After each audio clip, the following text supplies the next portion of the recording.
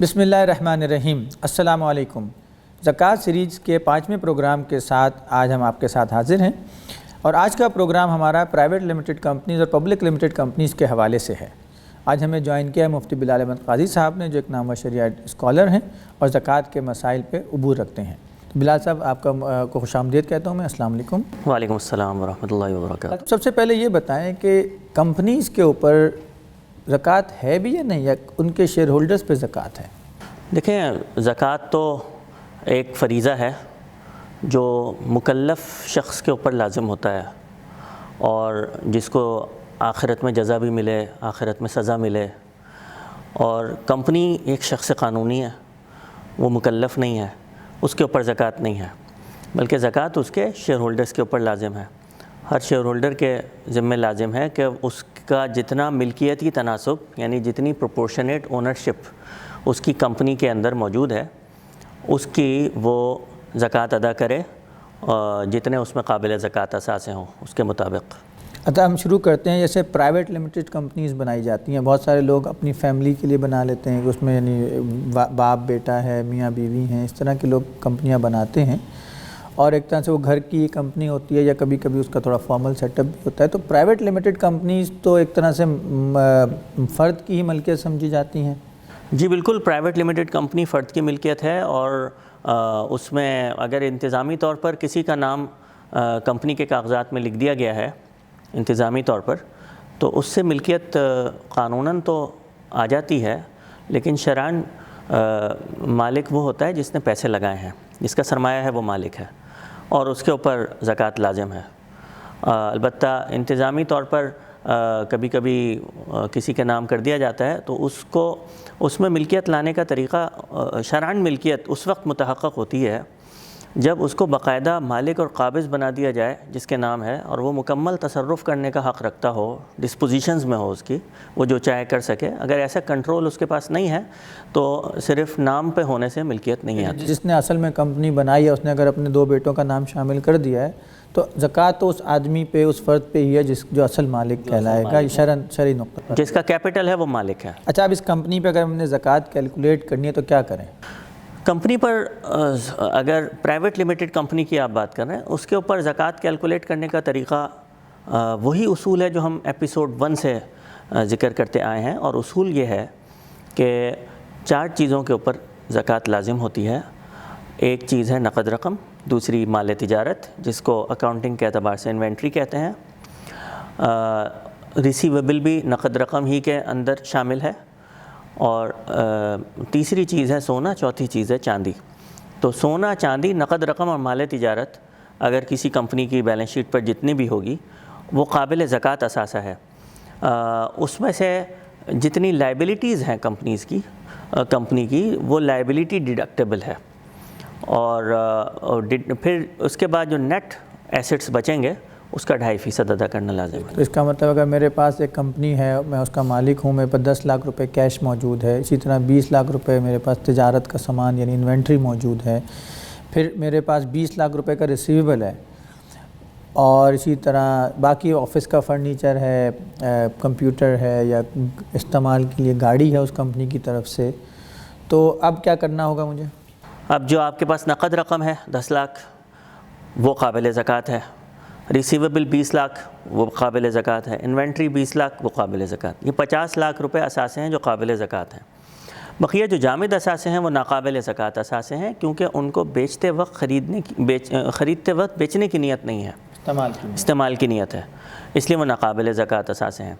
اب یہ جو قابل زکوٰۃ اثاثے ہیں، اس میں سے زکوٰۃ دینے والا اپنے ڈیٹس کو مائنس کرے گا، اور پیبلز کو مائنس کرے گا، اور دوسرے جو ڈیٹس ہیں اس کو مائنس کرے گا، اور اب جو نیٹ اماؤنٹ قابل زکوٰۃ اثاثوں کی بچے گی وہ اس کا 2.5% زکوٰۃ میں ادا کرنا ہوگا۔ فرض کرتے ہیں 50 لاکھ روپے تو قابل زکوٰۃ اثاثے ہو گئے، 5 لاکھ روپے میں نے اپنے سپلائرز کو ادا کرنے ہیں، اسی طرح 5 لاکھ روپے مجھے کسی اسلامک بینک سے میں نے کوئی مرابحہ کیا، کوئی اسلامک ٹرانزیکشن کی، اس کی ادائیگی کرنی ہے، تو اب یہ 10 لاکھ روپے میں مائنس کر سکتا ہوں۔ اگر خدا نہ خواستہ کسی نے کسی سودی بینک سے قرضہ لیا ہوا ہے، اور اس نے بھی 5 لاکھ روپے یا 10 لاکھ روپے لیے ہوئے ہیں، اور اس میں 10 لاکھ روپے اصل ہے اور 1 لاکھ روپے سود کی ادائیگی ہے، تو 11 لاکھ روپے اس پہ قابل ادا ہیں، ادا یعنی کہ اس پہ واجب الادا ہیں، جی تو اب وہ کیا کرے گا؟ سودی بینک کے سینیریو میں اور اسلامک بینک کے سینیریو میں قرضے کے اعتبار سے فرق ہے۔ سودی بینک میں جو پرنسپل اماؤنٹ ہے وہ تو ہے قرضہ جو قابل منہا ہے اور قابل زکوٰۃ اثاثوں میں سے اس کو منہا کیا جائے گا جو اصل رقم ہے۔ البتہ جتنا سود ہے وہ قابل منہا نہیں ہے، سود کی رقم کو منہا نہیں کیا جائے گا کیونکہ وہ شرعی اعتبار سے ڈیٹ نہیں ہے بلکہ ایک ناجائز رقم ہے۔ جہاں تک اسلامی بینک کا تعلق ہے تو اسلامی بینکس کی جو ایسٹ سائڈ ہے جو کہ کسٹمر کی لائبلٹی سائڈ بنے گی، اس میں مختلف موڈز آف فائنینسنگز ہیں جو استعمال ہو رہے ہیں۔ اس میں مرابحہ کی مد میں جو کسٹمر کمپنی نے پیسے اسلامک بینک سے لیے ہیں وہ تو سارا کا سارا ڈیٹ ہے۔ البتہ جو پیسے اجارے کی مد میں لیے ہیں اس میں صرف اتنا پورشن ڈیٹ ہے جو 1 مہینے کا رینٹل اس کے ذمہ لازم ہو گیا ہے۔ اگر کسی کمپنی نے ڈیمونیشنگ مشارکہ لیا ہے کسی اسلامک بینک سے تو اس میں جو 1 مہینے کا رینٹل کا پورشن ہے وہ ڈیٹ ہے، اس کے علاوہ کچھ بھی ڈیٹ نہیں ہے، یہاں تک کہ جو یونٹ پرچیزنگ ہوتی ہے وہ بھی اس کی آؤٹ اسٹینڈنگ اماؤنٹ بھی ڈیٹ شمار نہیں ہوتی کیونکہ وہ صرف ایک کسٹمر کی طرف سے وعدہ ہوتا ہے کہ میں وقتاً فوقتاً آپ سے یونٹ پرچیز کروں گا، اور وعدے کی وجہ سے وہ ڈیٹ نہیں بنتا۔ تو ڈیٹ کی کیلکولیشن میں کمپنیز کو دیکھنا ضروری ہے کہ وہ کون سے ڈیٹس کی کیا ٹریٹمنٹ کریں۔ اسلامک بینکس کے ڈیٹس نہیں ہے بلکہ فائنینسنگز ہیں، ان کا الگ ٹریٹمنٹ ہے، کنونشنل بینک کی فائنینسنگ کا الگ ٹریٹمنٹ۔ اچھا، ایک سوال آتا ہے کہ اگر میرے پاس 20 لاکھ روپے مجھے ریسیویبل ہے لیکن اس میں سے 5 لاکھ روپے ملنے کی امید نہیں ہے مجھے، کیونکہ وہ ایسے ہیں کہ وہ ادا نہیں ہو رہے یا سالوں سے وہ قابل ادا ہیں لیکن وہ ادا نہیں کر رہا اس کا جو مالک ہے۔ دیکھیے، ریسیویبل کے بارے میں ریسیویبل کی 3 قسمیں ہیں، یہ ہم پہلے ایپیسوڈز میں بیان کر چکے ہیں۔ تو اکاؤنٹ ریسیویبل عموماً انوینٹری کو فروخت کرنے کے بعد جو ریسیویبل کھڑا ہوتا ہے اسی کو کہا جاتا ہے، اور یہ ریسیویبل کی اسٹرانگیسٹ فارم ہے۔ اور اس فارم کا حکم یہ ہے کہ اصولی بات تو یہ ہے کہ اس کے اوپر زکوٰۃ ادا کرنا اس وقت لازم ہوتا ہے جب یہ پیسے ریئلائز ہو جائیں، اس سے پہلے ادائیگی لازم نہیں ہے۔ لیکن اگر کوئی ادا کر دے تو ادا بھی ہو جاتی ہے زکوٰۃ۔ تو اگر کوئی ایسا ریسیویبل ہے جو نان پرفارمنگ ہے، ریئلائز نہیں ہو رہا، تو ایسی صورت میں اس بات کی گنجائش ہے کہ اس کی زکوٰۃ کی ادائیگی کو مؤخر کر دیا جائے، یہاں تک کہ بعد میں کبھی جب اگر وہ ریسیو ہو گیا تو پچھلے تمام سالوں کی پھر زکوٰۃ دے دی جائے، اس کی گنجائش پچھلے تمام سالوں کی دینی پڑے گی۔ اور یہی فرق ہے اسٹرانگیسٹ فارم آف ریسیویبل میں اور ویک فارم آف ریسیویبل میں۔ ویک فارم آف ریسیویبل میں پچھلے سالوں کی زکوٰۃ نہیں دینی ہوتی، اسٹرانگ فارم آف ریسیویبل میں پچھلے تمام سالوں کی زکوٰۃ دینی ہوتی ہے۔ کمپنیز میں ایسے بھی ہوتا ہے کہ اگر ہم ایک ڈسٹریبیوشن کمپنی ہے یا کئی دفعہ سیکیورٹی ڈپازٹ رکھوانا پڑتا ہے، کیونکہ کبھی آفس لیا کرائے پہ یا اگر ہم کسی کمپنی کی ایجنسی لیتے ہیں تو سیکیورٹی ڈپازٹ رکھوانا پڑتا ہے، اس کے بارے میں ہم کیا حکم دیتے ہیں؟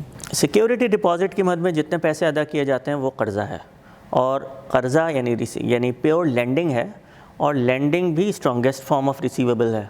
اس کا بھی حکم یہ ہے کہ اس کے اوپر زکوٰۃ ادا کرنا اگرچہ کہ فرض نہیں ہے، لیکن اگر ادا کر دی جائے تو ادا ہو جاتی ہے، اور جب وہ ریئلائز ہوگا تو پچھلے سالوں کی ادا کرنی پڑے گی۔ تو اگر کوئی ایسا سیکیورٹی ڈپازٹ ہے جس کے ملنے کا امکان نہیں ہے کسی وجہ سے، تب اس کی زکوٰۃ کی ادائیگی کو مؤخر کیا جا سکتا ہے، لیکن اگر کبھی وہ مل گیا تو پچھلے سالوں کی زکوٰۃ دینی پڑے گی۔ صحیح۔ اچھا، اب ہم آتے ہیں جو پبلک لمیٹڈ کمپنیز ہیں، کیونکہ اس میں عام آدمی کا نارملی اتنا عمل دخل نہیں ہوتا، اس نے شیئرز خریدے ہوتے ہیں، تو شیئرز کے اوپر ہم کیسے زکوٰۃ دیں؟ پھر شیئرز پر زکوٰۃ کے اندر کچھ تفصیل ہے، کیونکہ شیئرز خریدنے والے 2 قسم کے ہیں۔ کچھ وہ لوگ ہیں جو شیئرز اس لیے خریدتے ہیں تاکہ شیئرز کی ویلیو میں اپریسیشن ہو اور وہ اس اپریسیشن کے گین کو حاصل کر سکیں، کیپٹل گین لے سکیں، اور کچھ وہ ہیں کہ جو ڈیویڈنڈ حاصل کرنے کے مقصد سے لانگ ٹرم ویو لے کر شیئرز میں انویسٹ کرتے ہیں۔ تو اگر کسی شخص نے شیئرز میں انویسٹمنٹ کیپٹل گین کے پرپس کے لیے کی ہے تو شیئر کی پوری مارکیٹ ویلیو پر زکوٰۃ دینی لازم ہے، اور وہ شخص اپنے دوسرے قابل زکوٰۃ اثاثوں کے ساتھ اس کے پاس جتنے شیئرز موجود ہیں ان کی جو مارکیٹ کیپٹلائزیشن ہے، جتنے بھی اس کے اونڈ شیئرز ہیں، اس کی جو جتنی بھی مارکیٹ ویلیو ہے اس ویلیو پر زکوٰۃ ادا کرے گا، اس کا 2.5% دے گا۔ اور اگر بالفرض کسی شخص نے شیئرز خریدے ہیں ڈیویڈنڈ حاصل کرنے کے لیے، تو ایسی صورت میں بہتر تو یہ ہے کہ اس صورت میں بھی اگر اس کے لیے مارکیٹ ویلیو پر زکوٰۃ ادا کر دے تو زیادہ بہتر ہے، لیکن کبھی کبھی ایسا کرنا مشکل ہو جاتا ہے اور بہت زیادہ اماؤنٹ میں شیئرز ہیں، تو شرعی اعتبار سے اس کی گنجائش ہے کہ ڈویڈنڈ کے لیے خریدے گئے شیئرز میں اس میں ایک خاص طریقہ کار فالو کیا جائے۔ وہ طریقہ کار یہ ہے کہ شیئر ہولڈر اس کمپنی کی بیلنس شیٹ میں یہ دیکھے کہ اس کمپنی کے ایسٹس میں جتنے ایسٹس قابل زکوٰۃ ہیں، یعنی کہ نقد رقم، ریسیویبل، انوینٹری، ان ایسٹس کا پروپورشن ٹوٹل ایسٹس کے ساتھ کتنا ہے۔ جو پروپورشن ہو تو اس پروپورشن کو اپلائی کر دے شیئر کی مارکیٹ ویلیو پر، شیئر کی پرائس پر۔ یعنی وہ دیکھے کہ کتنا، اگر اس کے کمپنی کے پاس اگر 100 روپے کے اثاثے ہیں جو قابل زکوٰۃ ہیں اور اس کمپنی کے 10 شیئر ہیں، تو ایک طرح سے ہر شیئر ہولڈر کے اوپر 10 روپے کا اثاثہ آ گیا۔ نہیں، اس طرح کریں کہ مثال کے طور پر اس کمپنی کی بیلنس شیٹ سائز ہے 1000 روپے، اور یعنی ایسٹ سائز 1000 ہے، اور ان 1000 روپیز میں سے 300 روپیز قابل زکوٰۃ اثاثے ہیں، تو اس کا مطلب ہے 30% قابل زکوٰۃ اثاثے ہیں۔ تو یہ جو ریٹ نکلا ہے 30%، اس ریٹ کو اپلائی کرے market price of share per. Share کی مارکیٹ پرائس اگر چل رہی ہے فرض کریں 70 روپیز، 70 روپیز کا 30% یا 100 روپیز چل رہی ہے تو 100 روپیز کا 30% یعنی 30 روپیز کا 2.5% وہ ادا کرے گا۔ صحیح، یہ طریقہ کار ہے ڈویڈنڈ کے لیے۔ اگر شیئر خریدے گئے ہوں تو اس کی زکوٰۃ کیلکولیٹ کرنے کے لیے یہ طریقہ کار بھی اختیار کیا جا سکتا ہے۔ اس صورت میں دیکھیں کہ 100 روپیز کا 2.5% دینے کے بجائے 30 روپیز کا 2.5% دیا تو وہ کم ہوگا، شرعاً بھی اس کی گنجائش ہے، یہ طریقہ کار بتایا جاتا ہے۔ جو ڈویڈنڈ کی رقم ملی اس پہ تو زکوٰۃ ہوگی۔ جو ڈویڈنڈ کی رقم مل گئی کمپنی کی طرف سے، اس کے اوپر زکوٰۃ اس وقت ہوگی اگر وہ ڈویڈنڈ کی رقم انٹیکٹ رہے زکوٰۃ کیلکولیشن کی ڈیٹ تک۔ آپ کے پاس اگر وہ اس وقت تک ایکسپینسڈ آؤٹ خرچ ہو گئی تو ایسی صورت میں پھر اس کے اوپر زکوٰۃ لازم نہیں ہے۔ صحیح۔ اچھا، ایک اور سوال آتا ہے کہ بہت ساری کمپنیز نے کافی بینکوں سے فائنینسنگ لی ہوئی ہوتی ہے، قرضے لیے ہوئے ہوتے ہیں، لانگ ٹرم فائنینسنگ لی ہوئی۔ اگر وہ سارا لانگ ٹرم فائنینس مائنس کر دیں تو کئی دفعہ ایسا لگتا ہے کہ وہ کمپنی کے مالکان ویسے تو اچھے خاصے کھاتے پیتے حضرات ہوتے ہیں، لیکن وہ زکوٰۃ کے پوائنٹ آف ویو سے تو وہ زیرو ہو جاتی ہے ان کی نیٹ ورتھ۔ جی بالکل، نہ صرف یہ کہ زیرو ہو جاتی ہے اگر لانگ ٹرم ڈیٹ کو بھی مائنس کر دیں اور شارٹ ٹرم ڈیٹس کو بھی، بلکہ کئی مرتبہ ان کی نیٹ ورتھ نیگیٹو میں چلی جاتی ہے، جس کے نتیجے میں وہ بجائے اس کے کہ زکوٰۃ دینا ان پر لازم ہو، وہ الٹے مستحق زکوٰۃ بن جاتے ہیں۔ تو یہ ایک ڈائلیما ہے، اس کے اوپر ڈسکس کیا گیا، اور نہ صرف یہ کہ اس کے اوپر علماء کی سطح پر لوکلی ڈسکس کیا گیا، بلکہ اس مسئلے کو انٹرنیشنلی مختلف مجامع کے اندر ڈسکس کیا گیا، اور کئی اس طرح کی ایسے پلیٹ فارمز ہیں جہاں پر یہ مسائل ڈسکس کیے جاتے ہیں، جیسے مجمع الفقہ الاسلامی جدہ میں ہے جو OIC کے انڈر میں کام کر رہا ہے، اس طرح اسلامک فقہ اکیڈمی انڈیا کے اندر بھی موجود ہے۔ تو اس طرح تو اس کے بارے میں جب ڈسکس کیا گیا تو جس نتیجے تک جو رائے ابھی بن رہی ہے، but it is still a developing opinion, وہ یہ ہے کہ اگر کوئی بڑی کمپنی ہو تو اس بڑی کمپنی کو مکمل قرضے منہا کرنے کے بجائے، یعنی ٹوٹل ڈیٹس کو وہ اپنے قابل زکوٰۃ اثاثوں سے ڈیڈکٹ نہ کرے، بلکہ صرف وہ ڈیٹس ڈیڈکٹ کرے جن ڈیٹس سے اس نے کرنٹ ایسٹس کھڑے کیے ہیں، مدت کے جو قرض، ہاں، جو وہ یعنی جو اس کو جو ڈسکرائب کیا گیا ہے وہ ان الفاظ میں کیا گیا ہے اس حکم کو کہ جن ڈیٹس سے آپ نے شارٹ ٹرم اثاثے کھڑے کیے ہیں ان ڈیٹس کو آپ ڈیڈکٹ کریں، کیپٹل فائنینس وغیرہ کو ڈیڈکٹ کر لیں، اور جن ڈیٹ سے لانگ ٹرم اثاثے کھڑے کیے ہیں ان کو نہ ڈیڈکٹ کریں۔ تو چونکہ عموماً شارٹ ٹرم اثاثے شارٹ ٹرم ڈیٹ سے ڈیڈکٹ کیے جاتے ہیں، اس لیے اس کو ڈیڈکٹ کرنے کی اجازت دی ہے، اور لانگ ٹرم اثاثے لانگ ٹرم ڈیٹ سے کھڑے کیے جاتے ہیں، اس کو ڈیڈکٹ کرنے کی اجازت نہیں دی ہے۔ تو یہ ایک بڑی اسٹرانگ ویو پوائنٹ ہے، اس کے اوپر احتیاط کے مطابق یہی ہے کہ اگر کوئی بہت بلو چپ کمپنیز ہیں، بڑی کمپنیز ہیں، تو وہ اس کا شیئر ہولڈر پورے ڈیٹ کو ڈیڈکٹ کر کے زکوٰۃ کیلکولیٹ نہ کرے، بلکہ صرف شارٹ ٹرم ڈیٹ کو ڈیڈکٹ کر کے زکوٰۃ کیلکولیٹ کرے۔ اچھا، ایک اور سوال آتا ہے کہ کمپنیز نے یہ گریجویٹیز ادا کرنی ہوتی ہیں اپنے ملازمین کے لیے، اس کے لیے انہوں نے ایک فنڈ بنایا ہوا ہوتا ہے، تو اس کے یہ لائبلٹی میں مائنس ہوگا کیا؟ گریجویٹی کی حقیقت سمجھنی چاہیے. گریجویٹی یہ ہوتی ہے کہ کمپنی یہ کہتی ہے کہ جب بھی ملازم چھوڑ کر جائے گا ملازمت کو تو اس وقت تک اس کی جو بیسک سیلری ہے وہ جتنے سال اس نے ملازمت کی ہے اتنے سالوں میں سے ہر سال کے لیے ایک بیسک سیلری اس کو ملے گی. تو اگر کسی ملازم نے 10 سال ملازمت کی ہے تو اس کو 10 بیسک سیلریز آخر میں گفٹ کے طور پر دے دی جائیں گی. تو کمپنیز عموماً اس کو لائبلٹیز میں ریکارڈ کر رہی ہوتی ہیں کہ جتنی پرابیبلٹی ہے, جتنی لائبلٹی ان کو دینا لازم ہو گیا اس کو لائبلٹی میں دکھا رہی ہوتی ہیں ایز پر اکاؤنٹنگ اسٹینڈرڈس. کیا شرعاً یہ گریجویٹی جو بیلنس شیٹ پر لائبلٹی سائڈ میں نظر آ رہی ہے, کیا شیئر ہولڈر اس کو زکوٰۃ کی کیلکولیشن میں اس کو ڈیڈکٹ کرے گا یا نہیں؟ تو اس میں ویو یہ ہے کہ یہ لائبلٹی شرعی لائبلٹی نہیں ہے, اکاؤنٹنگ لائبلٹی ہے. کیونکہ شرعاً اس شرعی لائبلٹی وہ ہوتی ہے جس کا کوئی مطالب من جہت العباد ہو, یعنی بندوں میں اس کو کوئی طلب کرنے والا ہو. اگر بندوں میں مخلوق میں اس کو کوئی طلب کرنے والا نہیں ہے تو شرعی لائبلٹی نہیں ہے. اکاؤنٹنگ کے اسٹینڈرڈز الگ ہیں. اکاؤنٹنگ اسٹینڈرڈ کہتے ہیں کہ پروڈنٹ پریکٹسز کریں, ڈسکلوجرز اچھے ہوں, لیکن شرعی اعتبار سے وہ ڈیٹ جو ڈیڈکٹیبل ہو وہ ہوتا ہے جس کو مخلوق میں کوئی طلب کرنے والا کھڑا ہو. اسٹاف ریزائن کر دے تو پھر وہ قابل پھر وہ طلب کرے گا. جب تک ریزائن نہیں کر رہا اس وقت تک تو وہ طلب نہیں کر رہا.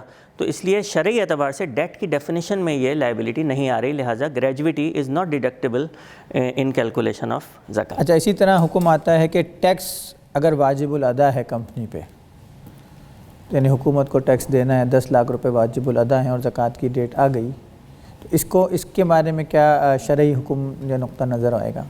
ٹیکس اگر شیئر ہولڈر جب اپنی زکوٰۃ کو کیلکولیٹ کر رہا ہے اور بیلنس شیٹ پر ٹیکس پیبل نظر آ رہا ہے تو کیا اس ٹیکس پیبل کو ڈیڈکٹ کرے گا؟